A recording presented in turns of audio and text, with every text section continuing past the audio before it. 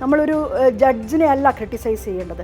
പക്ഷെ മിനിമം അതിജീവിതമാരോട് ഒരു കോടതി മുറി കാണിക്കേണ്ടുന്ന സാമാന്യ മര്യാദ ആ കോടതിക്കകത്ത് സംഭവിച്ചിരുന്നുവെങ്കിൽ ഇന്ന് ഈ ക്രിറ്റിസിസം ഇല്ലായിരുന്നു നമുക്കൊന്നും. പക്ഷെ അതുണ്ടായില്ലല്ലോ. അതുകൊണ്ടല്ലേ അതിജീവിതക്ക് ഹൈക്കോടതിയിലും സുപ്രീം കോടതിയിലും പലവട്ടം പോകേണ്ടി വന്നത്. പറയുന്ന മൊഴി എഴുതിയെടുക്കുന്നില്ല എന്ന് കണ്ട സമയത്ത് അത് സൂചിപ്പിച്ച അതിജീവിതയോട് എങ്ങനെയാണ് റിയാക്ട് ചെയ്തതെന്ന് നമ്മൾ കേട്ടല്ലോ. സ്റ്റെനോഗ്രാഫർ അല്ല എന്ന് പറയുന്ന രീതിയിൽ ഞാനൊരു ബോക്സിൽ നിന്ന് പറയുന്ന കാര്യം എഴുതിയെടുക്കാൻ ബാധ്യസ്ഥയായിട്ടുള്ള ഒരു സംവിധാനമാണ് നീതിന്യായ സംവിധാനത്തിനകത്ത് ജുഡീഷ്യൽ ഓഫീസർ ചെയ്യേണ്ടത്. പ്രാഥമികമായ ആ കാര്യം പോലും ചെയ്യുന്നില്ല. മറിച്ച് ഒരു ഹ്യൂമിലേറ്റീവായിട്ടുള്ള അന്തരീക്ഷം വന്നതുകൊണ്ടാണല്ലോ പോകേണ്ടി വന്നത്. അതുകൊണ്ട് ഞങ്ങൾ പേഴ്സണലി വിമർശിക്കുകയല്ല, മറിച്ച് ഇനിയൊരു സ്ത്രീ ഒരു കേസുമായിട്ട് ഇങ്ങനെ അതിജീവിതയായിട്ടുള്ള നടിയെ സംബന്ധിച്ചിടത്തോളം എല്ലാ നിലയ്ക്കും അവരിതിനെ മുറിച്ചു കടക്കുന്നതിന് വേണ്ടി ഇക്കാലം അത്രയും ശ്രമിച്ചിട്ടുള്ള ഒരാളാണ്. പക്ഷെ അങ്ങനെ പോലും ശ്രമിക്കാൻ വേണ്ടി കഴിയാതെ പോയിട്ടുള്ള ആളുകളെ സംബന്ധിച്ചിടത്തോളം ഇത് നമ്മൾ പറഞ്ഞല്ലോ, ടിപ്പ് ഓഫ് ഐസ്ബർഗ് എന്നുള്ള രീതിയിലാണല്ലോ ഈ കേസിനെ തുടർന്ന് ഹേമ കമ്മിറ്റി റിപ്പോർട്ട് വരുന്നത്. ഹേമ കമ്മിറ്റിയുടെ പഠനത്തിനെ തുടർന്ന് ഈ ഇൻഡസ്ട്രി എത്രമാത്രം സ്ത്രീവിരുദ്ധമായിട്ടാണ് ഇതിനകത്ത് ആളുകൾ സ്ത്രീകളോട് പെരുമാറിയിട്ടുള്ളതെന്ന്. എന്നിട്ട് SIT രൂപീകരിച്ച സമയത്ത്, സ്പെഷ്യൽ ഇൻവെസ്റ്റിഗേഷൻ ടീം വന്ന സമയത്ത് രജിസ്റ്റർ ചെയ്ത കേസുകളിൽ എന്തുകൊണ്ടാണ് സ്ത്രീകൾ മൊഴി നൽകുന്നില്ല എന്നൊക്കെ കേരളം ഇങ്ങനെ എംബരസ്ഡായിട്ട് ഇങ്ങനെ അമ്പരന്ന് നിന്നല്ലോ. ആ സമയത്ത് അമ്പരന്ന് നിൽക്കുന്ന നമ്മൾ തിരിച്ചറിയണം, ഇങ്ങനെയാണ് കോടതിയിൽ പോരാടിയ ഒരു അതിജീവിതക്കുണ്ടായിട്ടുള്ള അനുഭവം എന്നുള്ളത്. അങ്ങനെയുള്ളൊരു അനുഭവം കേരളത്തിൽ ഉണ്ടാകാൻ വേണ്ടി പാടില്ല എന്നുള്ളതാണ് ഞങ്ങളെപ്പോലുള്ള ആക്ടിവിസ്റ്റുകൾ ആഗ്രഹിച്ചിരുന്നത്. ആ മിനിമം ഇനിയിപ്പം എവിഡൻസ് ഇല്ല. ഈ പറഞ്ഞ പോലെ ക്രിമിനൽ കോൺസ്പിറൻസി പ്രൂവ് ചെയ്യൽ കുറച്ച് ബുദ്ധിമുട്ടാണ്. 7 വർഷം പ്രോസിക്യൂഷൻ പണി ചെയ്ത ഒരാളെന്നുള്ള നിലയ്ക്ക് നമുക്കും നല്ല ബോധ്യമുണ്ട്. പക്ഷേ ആ ക്രിമിനൽ കോൺസ്പിറൻസി പ്രൂവ് ചെയ്യാൻ വേണ്ടി കഴിയുന്നില്ലെങ്കിൽ പോലും ഈ കേസിൽ കഴിയുമെന്നുള്ളതാണ് 7 വർഷത്തെ പ്രോസിക്യൂഷൻ ചെയ്ത എൻ്റെ ഒരു അനുഭവത്തിൽ നിന്ന് എനിക്ക് തോന്നുന്നത്. കഴിയേണ്ട കാര്യങ്ങളൊക്കെ കോടതിയുടെ മുന്നിൽ എത്തിക്കാൻ വേണ്ടി സാധിച്ചിട്ടുണ്ടെന്ന് തന്നെയാണ് ഞാൻ കരുതുന്നത്. ഈ 3 പ്രോസിക്യൂട്ടർമാർ മാറേണ്ടി വരുന്നൊരു അവസ്ഥ ഉണ്ടാക്കുന്നു. ഇതൊക്കെ കോടതി മുറി എത്രമാത്രം ഹ്യൂമിലേറ്റീവ് ആയിരുന്നു എന്നുള്ളതാണ് ഞാൻ ആലോചിക്കുന്നത്. അങ്ങനെ ഒരു ഹ്യൂമിലേറ്റീവ് ആയിട്ടുള്ളൊരു അന്തരീക്ഷത്തിൽ ഈ കേസിൻ്റെ തുടർ നടപടികൾ നടത്താൻ വേണ്ടി പാടില്ല എന്ന് അതിജീവിത ആവർത്തിച്ച് ആവശ്യപ്പെട്ടിട്ടും അത് മാറിയില്ല എന്നുള്ളതാണ്. ഇപ്പം ഞാൻ വളരെ സെൽഫ് ക്രിട്ടിക്കായിട്ട് ആലോചിക്കുകയാണ്. അതിജീവിതക്കൊപ്പം കേരള സമൂഹം നിന്ന് ഉറക്ക വിളിക്കേണ്ട മുദ്രാവാക്യമായിരുന്നു, പൊതുസമൂഹം വിളിക്കേണ്ട മുദ്രാവാക്യമായിരുന്നു അങ്ങനെയുള്ളൊരു കോടതി മുറിയാണെങ്കിൽ ആ കോടതി മാറ്റണം എന്നുള്ളത്. മറിച്ച് ഇവർ കോടതിയിൽ നടത്തിയ ഒരു ലീഗൽ ഫൈറ്റായിട്ട് അത് ചുരുങ്ങി. അതിൻ്റെ ഭാഗമായിട്ട് അവിടെ തന്നെ വീണ്ടും ഈ കേസ് നടത്തി. അതിൻ്റെ ഒടുക്കാണ് നമ്മൾ ഈ കാണുന്ന ഏറ്റവും പ്രബലനായിട്ടുള്ള ആൾക്ക് ഗുഡ് സർട്ടിഫിക്കറ്റ് കൊടുത്തുകൊണ്ട് പുറത്തേക്ക് വന്നിട്ട് അയാൾ ഇന്ന് വിളിച്ചു പറയുന്ന കാര്യങ്ങൾ കേൾക്കേണ്ടി വരുന്ന ഗതികേടിലേക്ക് കേരളത്തിൻ്റെ പൊതുസമൂഹത്തെ ഇന്ന് എത്തിച്ചത്.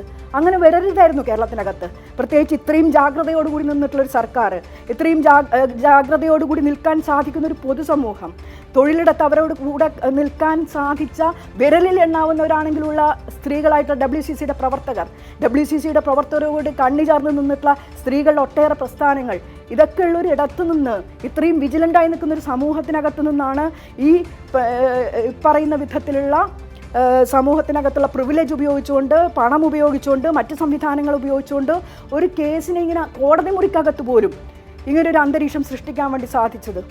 നമ്മളൊന്നും ഒരു റേപ്പ് കേസിനകത്തും കോടതിക്കകത്തു നിന്ന് ഒബ്ജക്ഷനബിൾ ആയിട്ടുള്ള ചോദ്യങ്ങൾ വരുമ്പോൾ അനുവദിക്കാറില്ല ജുഡീഷ്യൽ ഓഫീസർമാർ. It is A tarnishing question എന്ന് പറഞ്ഞിട്ട് അത് അവിടെ നിർത്തും. ഇറ്റ് ഈസ് എൻ ഹ്യൂമിലേറ്റിംഗ് ക്വസ്റ്റ്യൻ എന്ന് പറഞ്ഞിട്ട് അത് അവിടെ നിർത്തും.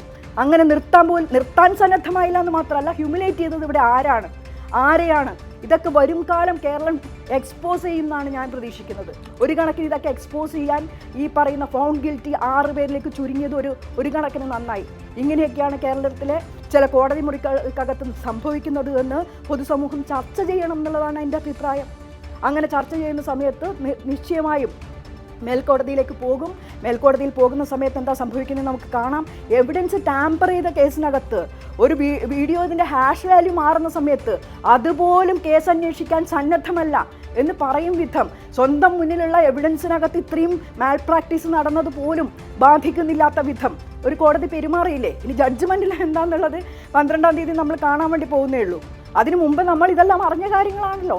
അത് കേരളം ചർച്ച ചെയ്യണം. അങ്ങനെ ഒരു കോടതി മുറിക്കകത്തേക്ക് ഇനി ഏത് ഇത്രയും അതിജീവിതയായി മാറാൻ വേണ്ടി കഴിഞ്ഞ ഒരു നടിക്കപ്പുറത്തേക്ക് അത്രയും ശക്തിയായിട്ടുള്ളൊരു സ്ത്രീക്ക് പോലും ഇതാണ് അനുഭവമെങ്കിൽ ആരാ പരാതിയായിട്ട് വരിക? നാളെ ഇവിടെ നിന്ന് രാത്രി ഇറങ്ങി പോകുന്ന എനിക്ക് നേരെ ഇങ്ങനെ ഒരു അക്രമം ഉണ്ടായി, ഞാൻ എന്താ ചെയ്യേണ്ടത്? ആരാ കൊട്ടേഷൻ കൊടുത്തതെന്ന് ഞാൻ വിളിച്ചു പറഞ്ഞു കഴിഞ്ഞാൽ ഞാൻ എന്താ അനുഭവിക്കേണ്ടി വരിക? എങ്ങനെയായിരിക്കും കോടതി മുറി എന്നോട് പെരുമാറുക? കേരളത്തിലെ ഓരോ സ്ത്രീയും ആലോചിക്കുന്നത് ഇങ്ങനെയാണ്. ഇനി അപ്പോൾ ആരാ പരാതിപ്പെടാൻ സന്നദ്ധമായി വരിക? ഈ കേസ് ഒരു ഐക്കണായിട്ട് കേരളത്തിനകത്ത് ഏതൊരു പെൺകുട്ടിക്കും ഇങ്ങനൊരു അനുഭവം ഉണ്ടായാൽ സർക്കാർ കൂടെ ഉണ്ടാകും എന്ന് പറഞ്ഞൊരു മുഖ്യമന്ത്രിയും സംവിധാനവും ഒക്കെ ഉണ്ടായിട്ടും ഇങ്ങനെ സംഭവിച്ചു എന്നുള്ളത് വലിയ രീതിയിൽ നിരാശയുണ്ടാക്കിയിട്ടുള്ളതാണ്. അതിനെ മറികടക്കുന്നതിന് വേണ്ടി എല്ലാ രീതിയിലുള്ള ഊർജ്ജവും കയ്യിൽ പിടിച്ചുകൊണ്ട് നീതിന്യായ സംവിധാനത്തിൻ്റെ അങ്ങേയറ്റം വരെ ഫൈറ്റ് ചെയ്യുന്നതിന് വേണ്ടി അതിജീവിതക്കൊപ്പം എല്ലാ ആളുകളും ഉണ്ടാകും. ഇപ്പോൾ ഒന്ന് കണ്ടില്ലേ, അനധികാര വ്യവസ്ഥക്കകത്ത് എത്രത്തോളം ആളുകൾ ഈ പറയുന്ന രീതിയിൽ ഒരു റേപ്പ് കൊട്ടേഷൻ കൊടുത്തിട്ടുള്ള ഒരു ക്രിമിനലിനോടൊപ്പം നിന്നു എന്നുള്ളത് വെറുതെ വിട്ട സമയത്തുണ്ടായ ആരവങ്ങളിൽ നിന്ന് നമ്മൾ തിരിച്ചറിഞ്ഞല്ലോ. ഒറ്റപ്പെട്ട മാധ്യമ പ്രവർത്തകൻ എന്നിട്ടും പറഞ്ഞല്ലോ അവൾക്കൊപ്പം തന്നെ എന്നുള്ളത്. ആ ഒരാളിലെങ്കിലും ഒരാളിൽ ഞങ്ങൾക്ക് പ്രതീക്ഷയുണ്ട്.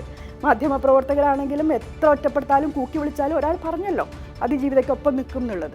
അപ്പോൾ ആ നിലയ്ക്ക് കേരളത്തിനകത്ത് അതിജീവിതക്കൊപ്പം നിന്ന ഒരു സംവിധാനമുണ്ട്. ആ സംവിധാനം നിശ്ചയമായും അതിൻ്റെ ഏറ്ററ്റം വരെ പോകും. നിയമപരമായിട്ട് ഇനി തിരിച്ചടികൾ ഏറ്റാൽ പോലും അതിജീവിതം മുന്നോട്ട് വെച്ചിട്ടുള്ള ഈ ക്രിമിനലിനെ എക്സ്പോസ് ചെയ്തുകൊണ്ടേയിരിക്കും. അതിനുള്ള എല്ലാ സംവിധാനങ്ങളും പിന്തുണയും കേരളത്തിൻ്റെ പൊതുസമൂഹത്തിൽ നിന്നുണ്ടാകണം, മാധ്യമപ്രവർത്തകരിൽ നിന്നുണ്ടാവണം. ഇഴകീറിയുള്ള പരിശോധന, കോടതി മുറിക്കകത്ത് എന്ത് സംഭവിച്ചു എന്നുള്ളത് ഇനി പുറം ലോകത്തോട് വിളിച്ചു പറയേണ്ടുന്ന ഒരു സമയം കൂടിയാണിത്. അതിനുകൂടി ഈ അവസരത്തെ ഉപയോഗപ്പെടുത്താൻ വേണ്ടി കഴിയണമെന്നാണ് ഞാൻ ആഗ്രഹിക്കുന്നത്. എല്ലാ റെസ്പെക്റ്റും വിചാരണ കോടതി ജഡ്ജിയോട് നിലനിർത്തിക്കൊണ്ട് തന്നെ പറയാണ്, നിങ്ങൾക്ക് മിനിമം അവരെ ഹ്യൂമിലേറ്റ് ചെയ്യാതിരിക്കാമായിരുന്നു.